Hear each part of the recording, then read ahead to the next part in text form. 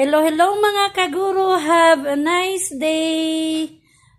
Magandang umaga po. Ngayon po ay tapos na tayo nakapag-almusal at nakapamalingki na rin po tayo mga kaguro. So ito po yung ating almusal kanina. Nagkape po tayo nito sa MX3 Coffee.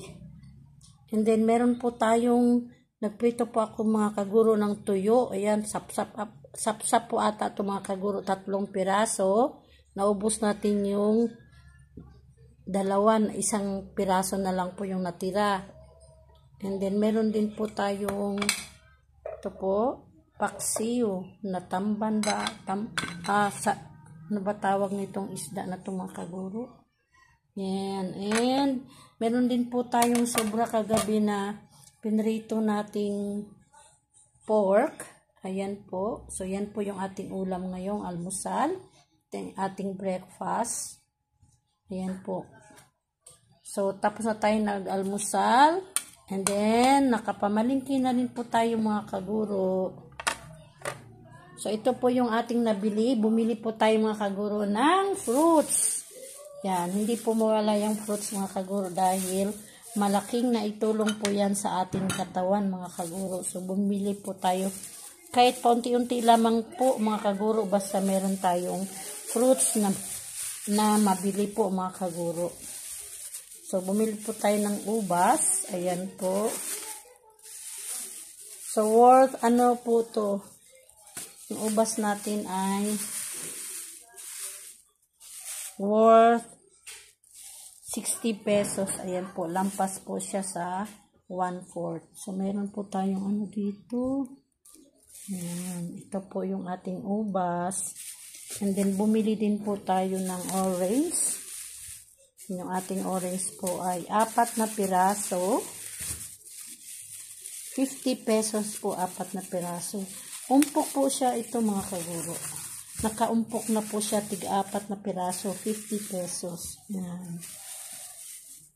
So, 2 klase lang pong binili natin mga kaguro na prutas ngayon dahil po meron naman po tayo ding isang prutas dito sa ating ref. Yan po, meron po tayo diyang rambutan po. Nabili po natin yan na may dumaan po na naglalako ng rambutan. Bumili po tayo mga kaguro. So, kailangan po natin ng prutas dahil po tumatanda na po tayo. Kaya, need po natin kumain talaga ng prutas. So, ayan po. And then, ito po na wish granted po. Ayan po yung sinabi ko na sana po hindi ko po makalimutang bumili. So, nakabili po tayo ng ihawan mga kaguro. So, saglit lang. Punitin lang po natin itong plastic na binalot. So, ayan po yung ating ihawan mga kaguro. So, saglit lamang po ay punuin lang natin yung plastic. Ito po ay natawaran natin mga kaguro. So, ito po ay 180 po. 180. Medyo hindi na po siya ganong kalakihan. Tama lang po. Mas malaki pa po sa pangalawa po ito sa pinakamaliit mga kaguro. So, ayan po yung ating nabiling ihawa. Nakabili na po tayo mga kaguro. Hindi na po tayo gagawa ng improvise na ihawan mga kaguro dahil nakabili na tayo. Naalala ko po talaga, pag alis po namin papuntang Tiangge ay nasa isip ko na po yung ihawan. Para hindi na po tayo mahirapan kapag nag-iihaw po tayo mga kaguro or nag-iihaw ako. So, andito naman po mga kaguro yung aking mga nabiling ulam. Andito pa po sa labas. Kukunin po natin. So, andito po yung ating nabili. So, dadalhin lang po natin mga kaguro sa loob. Ayan. So, dito lang po natin ilagay. Lagay lang po natin dyan. Dadalhin po muna natin itong 2 mangkok na sinauli ni ate. Lagay lang po natin dito.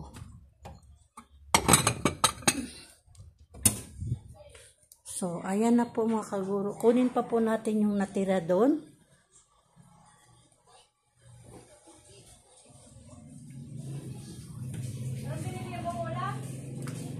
Si Mute po kumakain.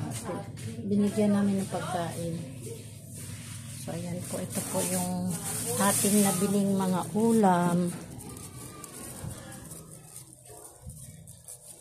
So, hindi na po tayo bumili mga kaguro ng ng isda dahil meron pa po tayong isda doon dito sa ref natin, yung tilapia.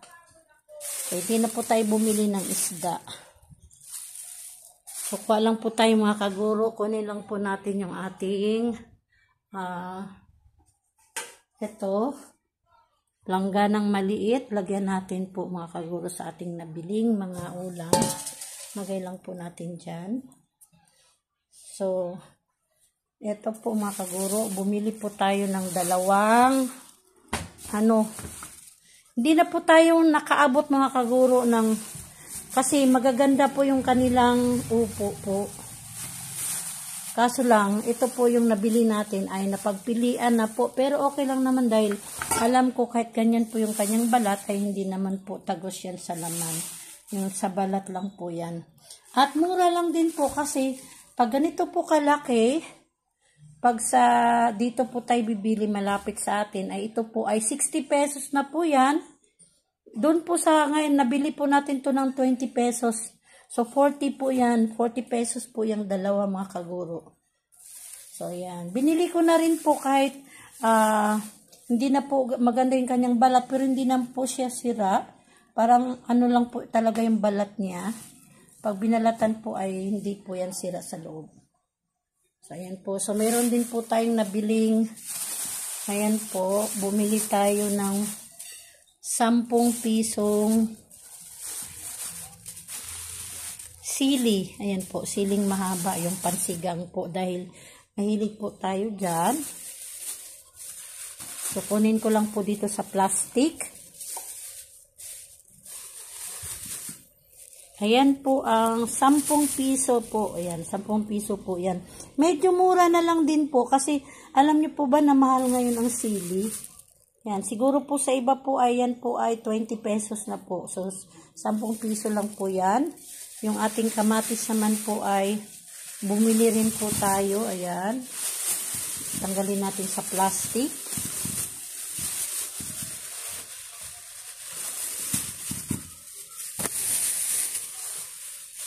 Ayan. Bumili po tayo ng kamatis. Ayan po. Mahilig po ako bumili ng kamatis na ganito lang po, yung parang manibalang lang po. Kasi gagamitin natin yan sa loob ng 1 linggo. Kaya pagdating naman ng nahihinog na rin po siya. At saka gusto ko pong kainin na ganyan lang po, mga ganito po, manibalang. Yung hindi po siya gaanong hinog. Yan, mga ganyan po. So, po yan? 20 pesos po yung kamatis. Medyo mahal po yung kamatis. Yan. And then, meron po tayong nabili ditong ulam. Ito po yung ating pusit. Ayan po. Bumili tayo ng pusit mga kaguro. Ayan. Umpok po yung pusit na binili ko mga kaguro. Nakaumpok na siya. 100 pesos po yung niya. Itong pusit na itong nakaumpok. So, tanggalin lang po natin mga kaguro para makita nyo. Hindi naman po malalaki yung pusit na to. Ayan po yung pusit na yan mga kaguro. Yan. So, worth 100 pesos po yan mga kaguro. Binili natin para haluan po natin kung ano yung mahalo po dyan. Or lalagyan natin ng sutanghon. Ito naman po yung binili natin. Ayan. Yung manok po. Ayan. Buhos po natin. Ayan. Bumili po tayo ng manok. Ayan po yung ating manok mga kaguro. Ito naman po ay bumili tayo ng ayan po. Yung laman mga kaguro, laman na baboy. Yan. So, ayan po yung laman na baboy mga kaguro. Kasim. So, worth 315 po yan mga kaguro. Mahigit kalahati. Halos ano na po siya. Halos 3/4 na po mga kaguro. At ito naman po ay binili natin buto-buto. Yan. So, yung buto-buto na yan po ay mahigit 200 yan. So, nakabili po tayo ng baboy na buto-buto, laman, yung ating manok, at saka yung pusit mga kaguro. And then, lahat-lahat po ito mga kaguro ay kasama na po dun sa ating ihawan. Nakaubos po tayo mga kaguro ng 1,000 pesos. Yan. 1,000 pesos po yan mga kaguro kasama sa ating ihawan. So, medyo okay naman po mga kaguro dahil nakakatipid po tayo kapag sa Tiangge po tayo bibili mga kaguro. Hindi po pag dito ka kasi bumili po mga kaguro sa malapit sa tindahan na sa bahay namin ay medyo mataas na po dahil dinadagdagan nila ng presyo. Dahil po kailangan din po nilang tumubo. So ayan po mga kaguro. So dahil nakapamalingki na tayo, so kasunod naman po nito mga kaguro ay atin po itong isaayos. Hugasan po natin itong mga ulam bago natin ilagay sa ref. Yan, itong ating prutas, hugasan po natin mga kaguro. So, ayan po. So, maikli lamang po yung ating vlog mga kaguro. So, maraming salamat po sa panunood. Sana po kahit po maikli po yung ating vlog ay nalibang po kayo mga kaguro. So, atin po munang hugasan itong ating ubas bago po natin ilagay po sa ref mga kaguro. At ito pa po, meron po tayong hugasan dito, 3 plato. Yan. Pinagkainan namin kaninang umaga. Hindi po tayo nakahugas mga kaguro dahil dumiretso na po tayong namamalingki mga kaguro pagkatapos nag-breakfast. So, luglugan lang po natin ito mga kaguro. Tanggalan lang po natin siya ng mumu. Para maalis na po siya dito mga kaguro. So, mamaya na po natin yan sabunin mga kaguro after na maglinis tayo ng ating nabiling ulam. Tanggalan po muna natin siya ng mumu. So, tanggalin lang po natin dito yung baka bumara po itong ating screen.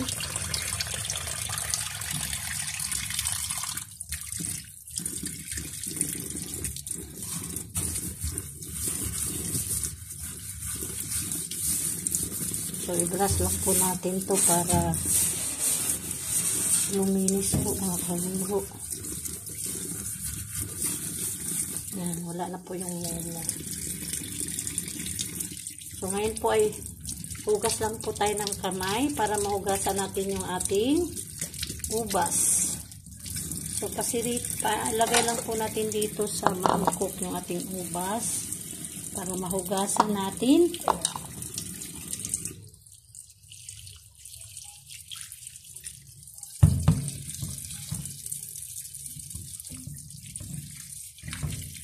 So, kailangan natin hugasan mga kaguro para pag mailagay na natin sa ref at lumamig na po ito, diretso kain na lamang po. Need na hugasan natin mga kaguro yung bago natin kainin yung mga fruits para syempre po malikabok po yan nasa open na ng mga tindahan. Kaya ang alikabok ay hindi maiwasan.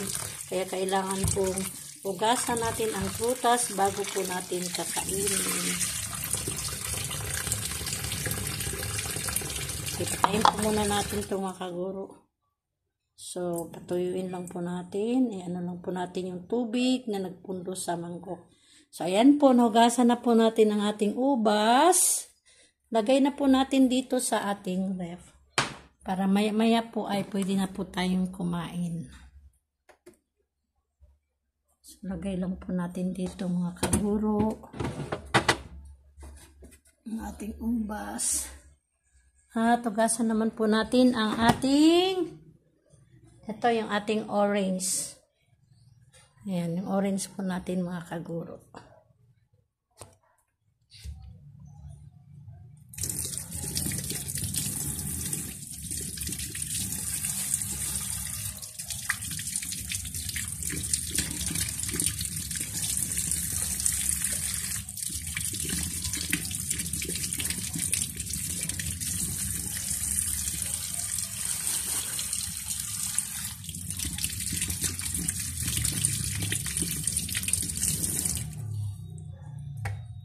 So, mayroon pa pong isa dito.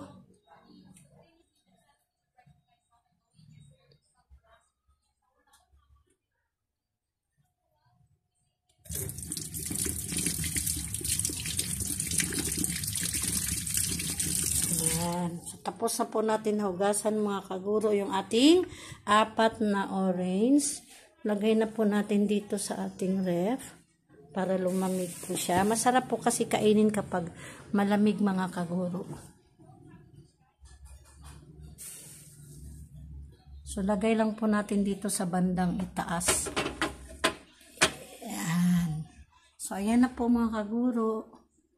Lagay na po natin ang ating fruits.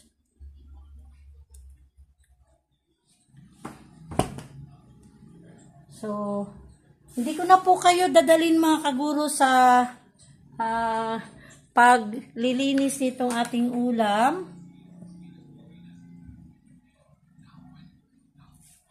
Ito po ay hugasan din po natin ito bago natin ilagay sa gulayan doon sa ref, sa gulayan. At itong ating kamatis. So hanggang dito na lamang po mga kaguro ang aking vlog. Maraming salamat po mga kaguro at masaya po talaga ako mga kaguro dahil unti-unti pong nadagdagan ng ating mga subscribers at saka po medyo po marami na po yung mga 30 viewers. Natutuwa na rin po ako pero sana po ay madagdagan pa po.